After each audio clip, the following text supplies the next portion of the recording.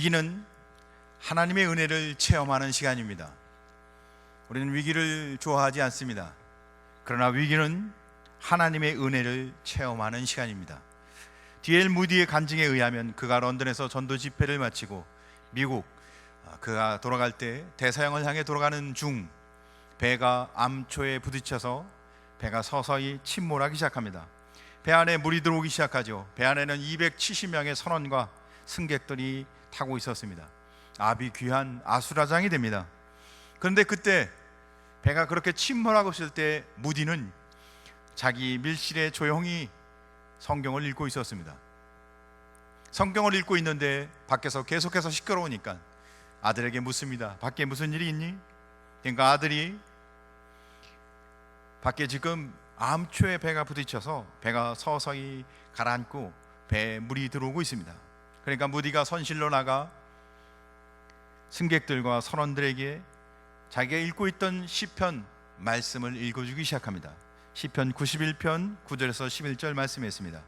내가 말하기를 여호와는 나의 피난처시라 하고 지존자로 거처를 삼았으므로 화가 내게 미치지 못하며 재앙이 내 장막에 가까이 오지 못하리니 그가 너를 위하여 그의 천사들을 명령하사 내 모든 길에서 너를 지키게 하심이라. 그리고는 함께 선원들과 함께 합심으로 기도합니다. 왜? 하나님이 우리를 지켜줄 것을 믿고. 그래서 합심으로 다 기도가 끝난 후 승객들과 선원들에게 무디가 이렇게 얘기합니다. 우리의 생명은 하나님의 장중에 있습니다. 우리는 하나님께 다 맡기고 그냥 잡시다. 그러나 아무도 자지 않았어요. 무디만 가서 잤습니다. 그런데 잠시 후 구조선이었던 레이크 퓨런이라는 구조선이 도착합니다. 배는 침몰했지만 단 한 명도 생명을 잃지 않고 다 구조를 받게 됩니다. 위기 가운데 하나님을 의지하는 자는 하나님이 구원해 주실 줄 믿으시기 바랍니다. 우리가 세상을 살아가며 뜻하지 않는 위기가 있습니다.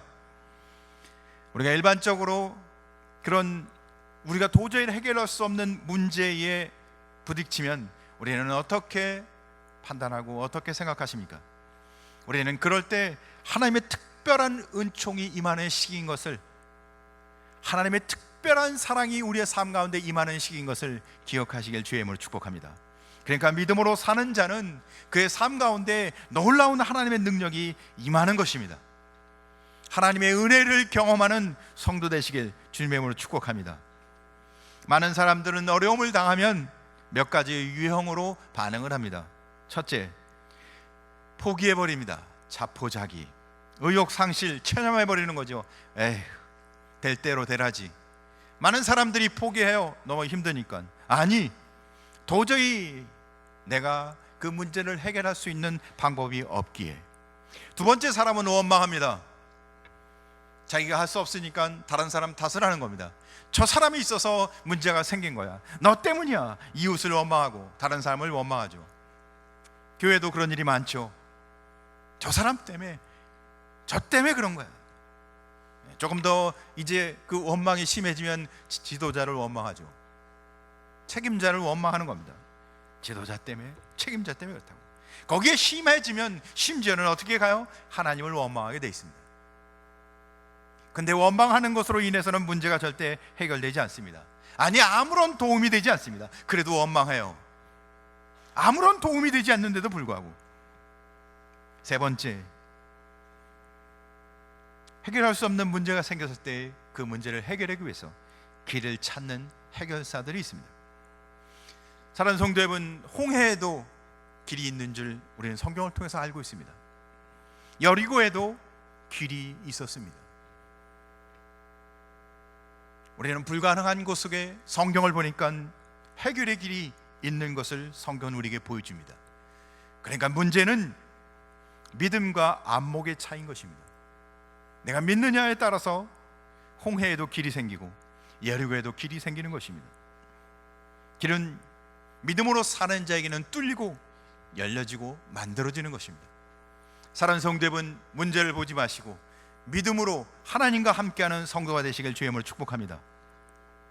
오늘 로마로 가는 바울에게는 수많은 장벽과 어려움이 있습니다.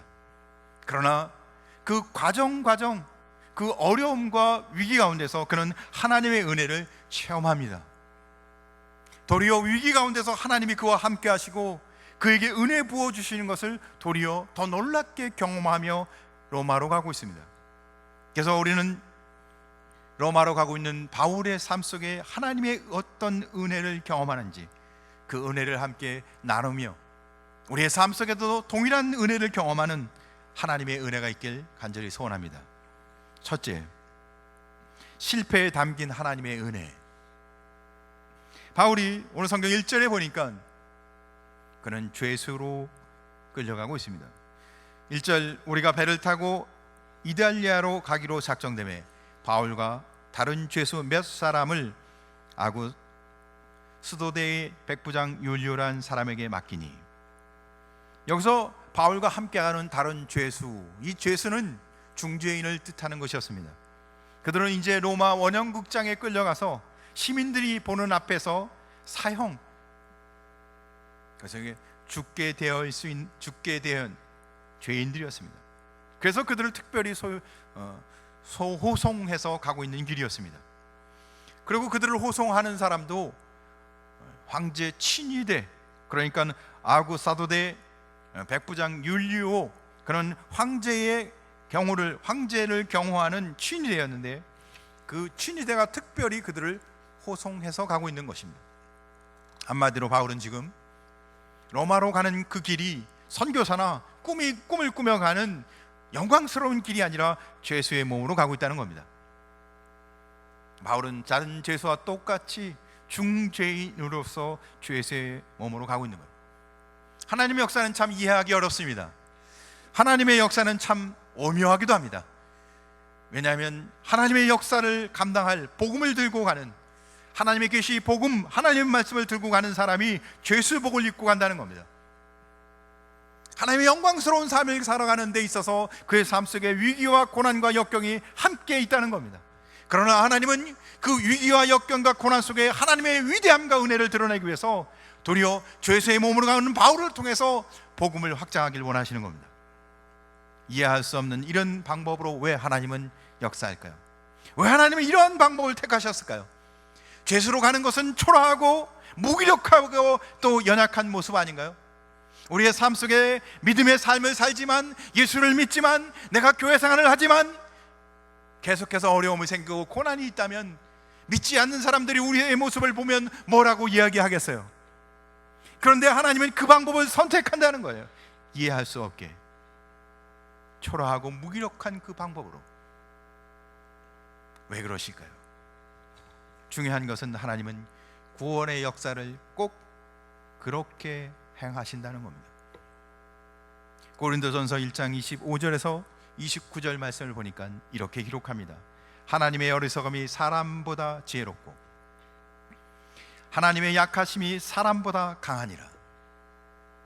우리가 생각하기에는 그것이 틀린 것처럼 보이는데, 우리가 생각하기에는 그렇게 하는 것이 옳은 것이 아닌 것처럼 보이는데 성경은 이렇게 기록합니다. 하나님의 어리석음이 사람보다 지혜롭고 하나님의 약하심이 사람보다 강하니라. 사랑하는 성도 여러분, 하나님이 행하시고 하나님이 계획하시고 하나님이 이루시는 일이 우리의 가장 지혜로운 것보다 낫다고 기록되어 있다는 겁니다. 하나님은 그 일을 통해서 우리가 알지 못하는 놀라운 일로 하나님의 영광을 드러내신다는 겁니다.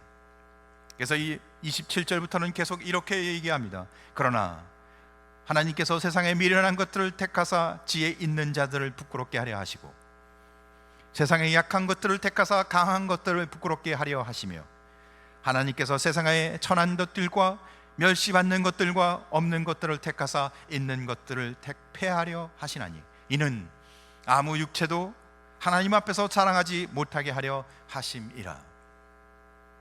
도리어 약하고 부족하고 아무것도 없는 것 같고 못할 것 같은 사람, 멸시받고 천한 것들을 통하여 도리어 있는 것, 잘난 척하는 사람들, 강하다고 이야기하는 사람, 내가 지혜롭다고 말하는 사람들을 어떻게 해요? 부끄럽게 하고 폐하려고 한다고.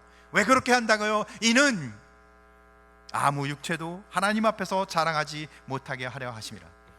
아무 육체든 그 어떠한 공로일지라도 하나님 앞에서는 아무것도 아닌 것입니다. 오직 우리는 하나님만 의지하며 주님의 영광이 드러나는 성도의 삶을 살길 주님의 이름으로 축복합니다.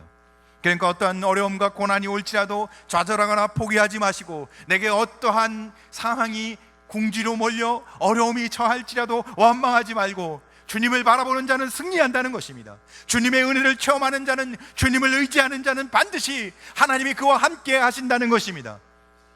환경을 보지 마시고 주님을 바라보라는 것입니다. 한번 따라합시다. 고난 중에도 믿음으로 승리합시다. 믿음이 있는 자는 고난이 문제가 되지 않는다는 뜻입니다. 두 번째로, 바울이 하는 그 길에는 동역자들이 있었습니다. 둘째, 끝까지 함께하는 동역자. 오늘 성경 2절에 보니까 이렇게 기록합니다. 아시아 해변 각처로 가려 하는 아드라무떼노베에 우리가 올라 항해하세, 마게도냐의 데살로니가 사람 아리스다고도 함께하니라. 아드라무떼노베를 탔습니다. 이 배는 가이사랴에서 지중해로 오고 가는 무역선이었습니다. 이 배에 함께 탄 사람이 있었는데 아리스다고였어요. 아리스다고가 누굴까요? 그는 마게도냐 데살로니가 사람이었습니다. 그러니까 바울이 2차 전도할 때 복음을 듣고 예수를 믿게 된 사람이었죠. 그래서 사도행전 17장 4절에 보니까 그 중에 어떤 사람 곧 경건한 헬라인의 큰 무리와 적지 않은 교부인도 함께 권함을 받고 바울과 실라를 따르나. 그래요, 바울을 통해서 복음을 듣고 그의 인생이 바뀌기 시작했는데, 그가 복음을 듣고 예수 믿기 시작한 이후 그의 인생이 바뀌기 시작했는데, 그는 바울과 늘 함께 동행했습니다. 옥중에도 함께 갑니다. 그러니까 투옥된 거죠. 그러니까 그는 복음을 듣고 인생이 바뀌었다는 거예요. 사랑하는 성도 여러분, 예수 믿고 인생이 바뀌신 복된 은혜를 누리시길 주님을 축복합니다. 예수 믿어도 아직까지 옛날 육체 가운데 살았던 삶, 세상적인 삶을 아직도 살고 계신가요? 아니면 인생이 바뀌셨나요? 우리 아리스도하고는 복음을 듣고 그의 인생이 바뀌었습니다. 그는 바울 곁을 떠나지 않아요. 바울 곁을 떠나지 않은 게 중요한 게 아니라 복음의 사역을 하는 바울과 함께 했다는 거예요. 다시 말하면 그는 복음의 삶을 살았다는 겁니다. 그래서 최후 로마까지 동행합니다. 결국 그는 로마에 가서 레오의 박해에 의해 순교합니다. 사명자는 끝까지 하는 것입니다. 복음을 듣고 구원받은 자라면, 복음을 통해서 예수 그리스도를 믿는 자라면 이제는 그의 인생이 바뀌어야 하는데 어디까지요? 복음으로 평생 살아야 한다는 거죠. 우리는 어떻게 살고 있습니까? 우리는 예수 믿고 예수 그리스도 그분이 나의 구주이심을 고백하시나요? 그럼 우리는 어떻게 해야 합니까?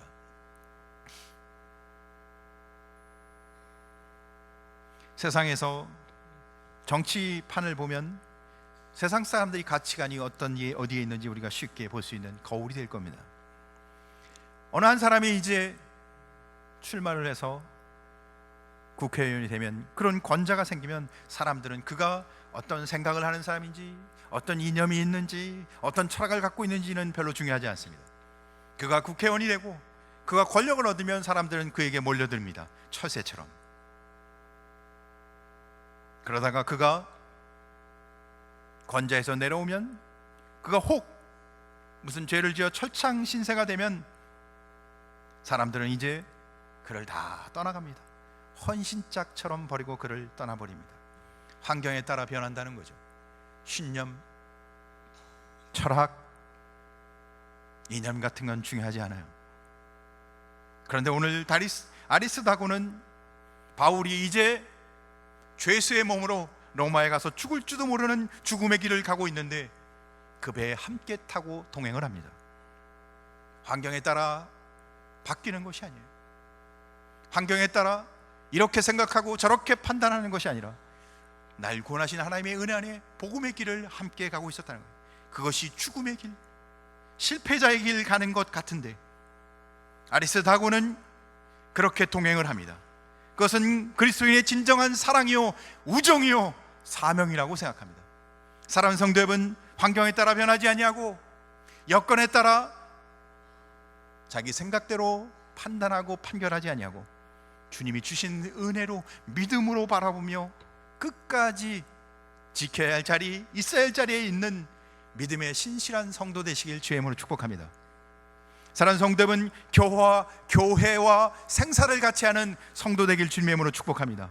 믿음의 공동체인 교회와 생사를 같이 하는 믿음의 사람이 되시길 주님의 이름으로 축복합니다. 이스라엘 백성이 가나안 입성 직전, 요단강을 건너기 직전이었죠. 이제 하나님이 약속한 땅 가나안을 들어가기 직전에 두 지파가 모세에게 찾아옵니다. 르우벤 지파와 갓 지파였어요. 우리가 보니 이제 가나안 점령하기에 우리가 이제 전쟁을 해야 하는데 우리는 이제 이 요단을 건너가지 아니하고 요단 동편 이곳에 남아서 여기에 살겠습니다. 그렇게 요청을 합니다. 하나님이 약속한 가나안 정복을 자기들은 하지 않겠다는 거예요. 그럼 바울이 뭐라고 해요? 너희가 어떻게 다른 지파들이 요단을 건너는 것을 방해하느냐? 그렇죠. 앞으로 전쟁을 해야 하는데 두 지파가 빠진다면 다른 지파는 전쟁을 하고 싶겠어요? 두 지파는 헌신하고 희생하는지를 우리 둘은 빼달라고 이야기하는 거예요. 우리 두 지파는 이름을 빼달라는 거예요. 앞으로 헌신하고 희생하는데 우리 두 지파는 이름을 빼달라는 겁니다. 그러면 다른 사람은 어떻게 해요? 두 사람 이름 빠졌으니까 우리가 더 열심히 하겠다고 생각하나요? 아니면 우리도 하기 싫다고 할까요? 그래서 모세가 그들에게 말합니다. 모세가 그들에게 이르되 갓 자손과 루벤 자손이 만일 각각 무장하고 너희와 함께 요단을 건너가서 여호와 앞에서 싸워서 그 땅이 너희 앞에 항복하게 이르면 길르앗 땅을 그들의 소유로 줄 것이니라. 너희가 그 땅을 요단 동편 가나안 건너가기 그 땅을 너희가 원한다면 함께 가서 싸워라. 함께 희생하라. 헌신하라. 동참하라. 그러면 다 끝난 후 그 땅을 너희의 소유물로 줄 것이다.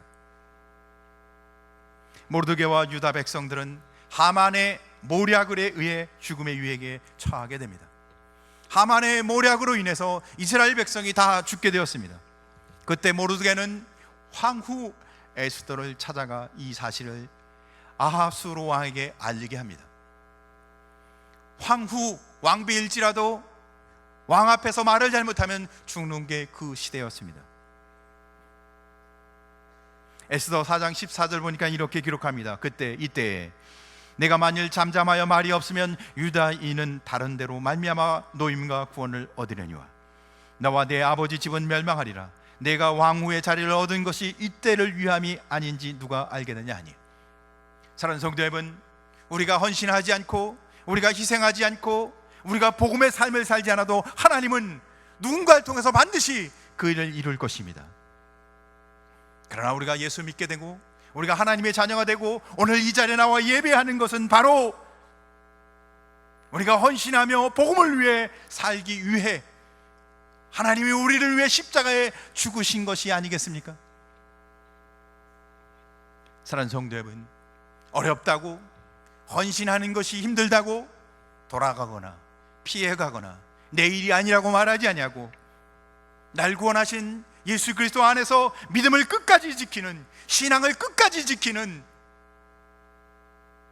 복음 안에서 사는 성도 되시길 주의 이름으로 축복합니다. 한번 따라합시다. 끝까지 믿음의 자리를 지킵시다.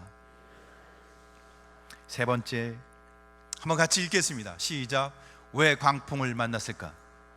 그들은 유로골로라는 광풍을 만나게 됩니다. 배가 출발합니다. 가이사랴에서 구브리 섬 사이를 두고 소아시아 해안선을 따라 그레데 섬 미항 라하세까지 왔습니다.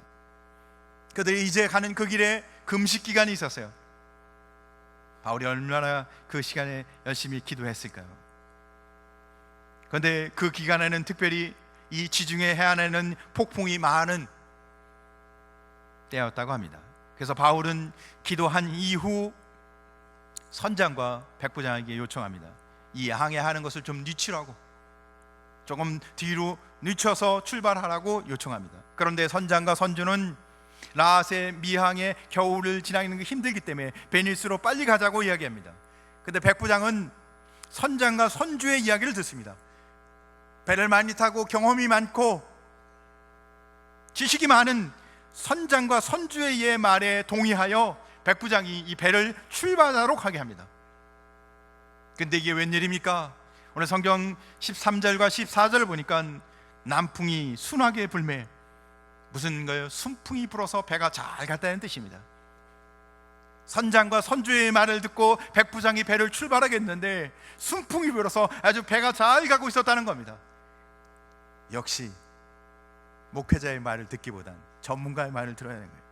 그런데 계속 성경을 읽어보니까 그들이 뜻을 이룬 줄 알고 닻을 감아 그릇에 해변을 끼고 항해하더니 얼마 안 되어 섬 가운데로부터 유로골로라는 광풍이 크게 일어나니, 순풍이 불었어요 처음에는. 그런데 시간이 지나니까 무슨 일이 나요? 유로골로라 광풍이 일어났는데 감당할 수 없는 광풍이 일어났다는 겁니다. 그레데 섬을 지나가는데 이 그레데 섬 가운데는 2100m라는 이다 산맥이 있는데, 높은 산맥이 있는데 이 산맥을 향해서 두 개의 기류가 흐른다고 합니다. 그런데 이 두 개의 기류가 흐르면서 충동하는 거예요. 하나는 유라 남동풍인데 순한 바람이고, 아굴라 북동풍인데 찬바람입니다. 그러니까 찬바람과 뜨거운 바람이 부딪히면서 돌풍이 일어나는 겁니다. 그 돌풍이 뭐예요? 유라, 굴라, 광풍이었던 겁니다. 왜 그들은 이런 광풍을 만나게 됐을까요? 첫째는 바울의 말보다 백부장, 선장, 선주의 말을 믿었기 때문입니다. 우리는 백부장, 우리는 권력을 좋아합니다. 우리는 권력을 지향합니다.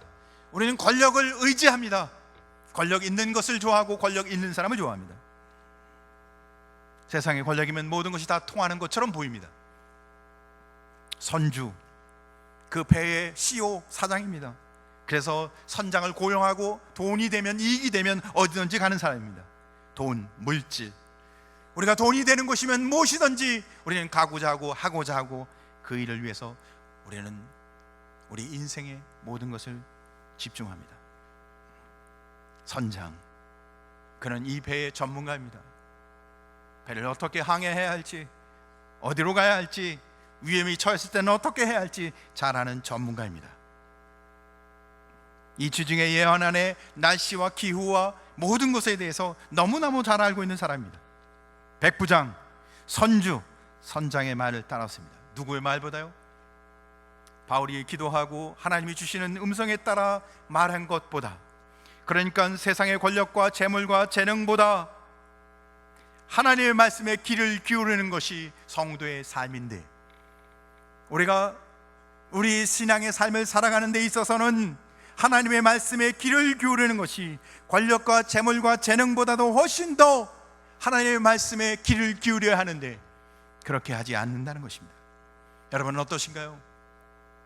우리는 하나님의 말씀이 내가 모든 결정의 내 우선순위입니까? 아니면 우리도 오늘 성경 본문에 나오는 것처럼 하나님의 말씀은 하나님의 말씀, 권력과 재물과 재능에 대한 우선순위가 더 있습니까? 두 번째는 정욕 때문이었습니다. 정욕이란 편리함을 따라 선택했다는 겁니다.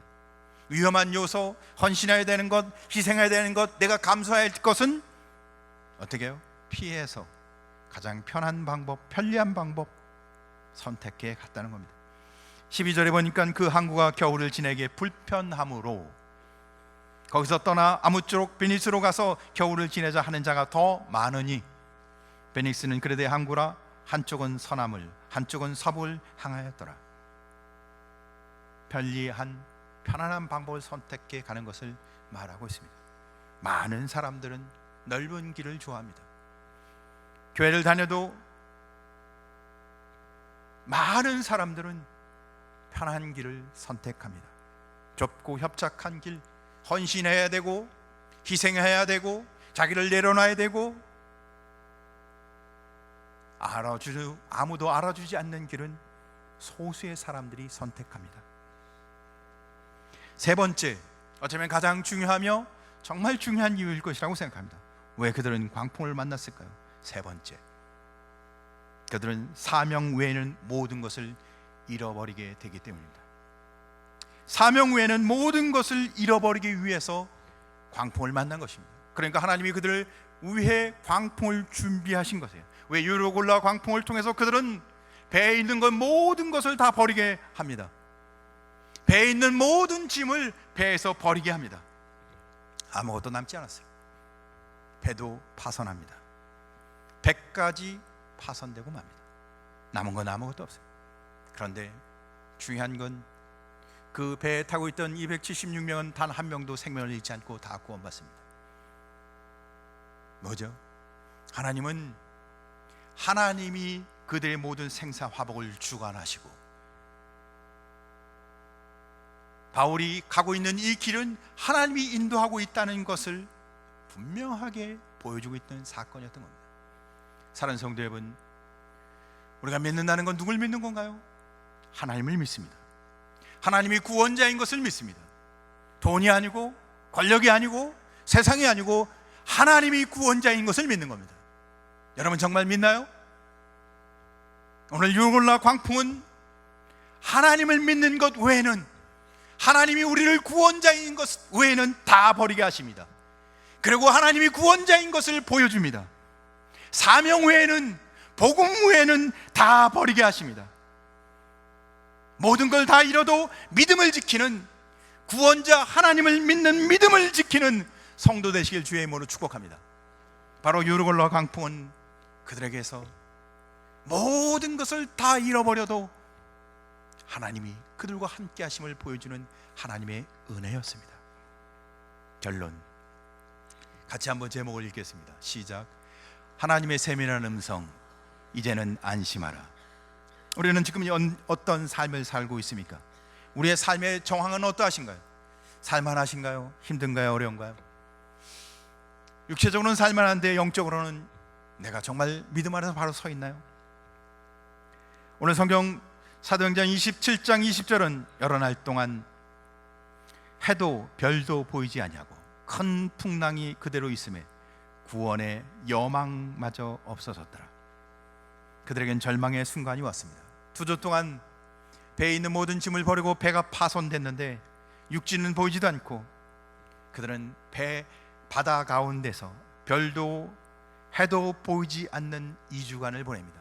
밤인지 낮인지 구별도 할 수도 없는, 그런데 폭풍우는 끝이지 않는, 큰 풍랑은 아직도 그대로 있는, 살 소망이 없는, 완전히 삶의 소망을 상실한 그들 삶. 사랑하는 성도 여러분, 어쩌면 우리는 영적으로 이런 삶을 살아가고 있는지도 모르겠습니다.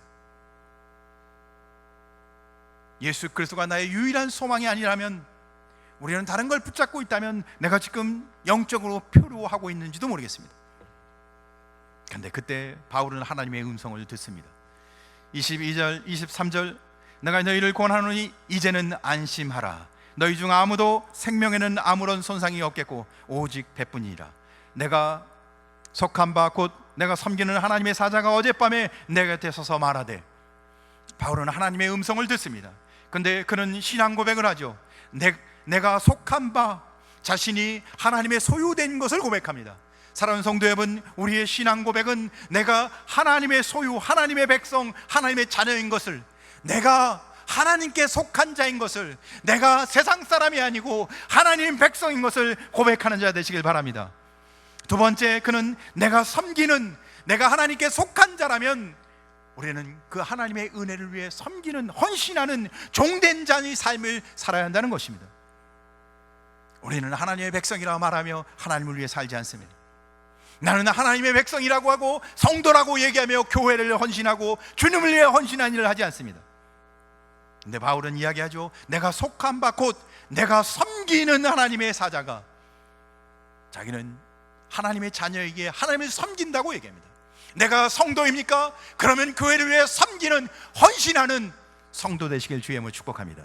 같은 말이라는 거예요. 곧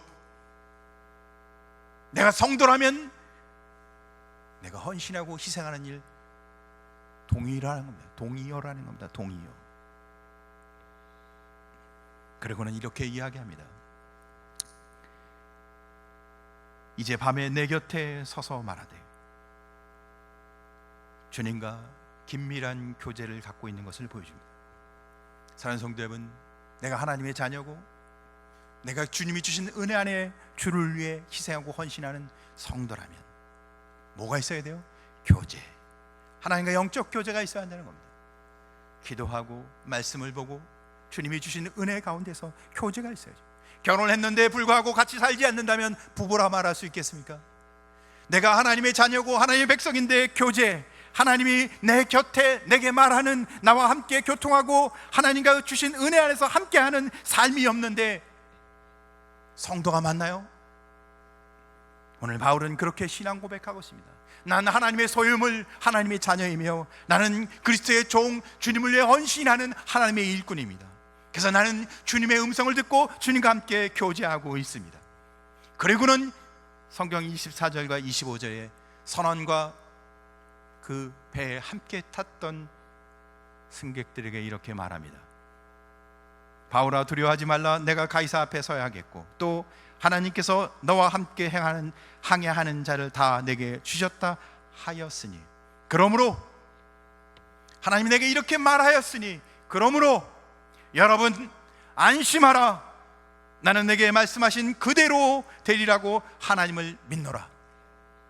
사랑하는 성도 여러분, 하나님이 말씀한 말씀을 믿는 성도 되시길 주의 이름으로 축복합니다. 믿는 자마다 안심하라. 하나님이 여러분과 함께 하시고 여러분의 구원자가 되어 주실 것입니다. 하나님의 말씀을 붙들고 사는, 승리하는 성도 되시길 주의 이름으로 축복합니다. 우리의 인생은 지중해와 같은 세상을 삽니다. 언제 유로 골라 같은 광풍이 우리 안에 일어날지 모릅니다. 그러나 가장 안전되고 가장 복된 길은 말씀 안에 사는 것입니다. 믿음으로 사는 것입니다. 하나님의 음성을 듣고 사는 것입니다. 바울의 말보다 선장이나 선주, 백부장의 선택을 따라가는 것이 아니라 우리는 하나님의 말씀, 신앙에 따라 살아가야 합니다. 파선의 위기를 극복하는 비결은 하나님의 말씀, 하나님의 음성을 듣는 것입니다. 사랑하는 성도 여러분, 하나님의 말씀을 듣고 하나님의 세밀한 음성을 듣는 자는 하나님이 이렇게 말씀하십니다. 안심하라. 여러분에게 주시는 복된 음성이 되시길 주의 이름으로 축복합니다. 기도하겠습니다.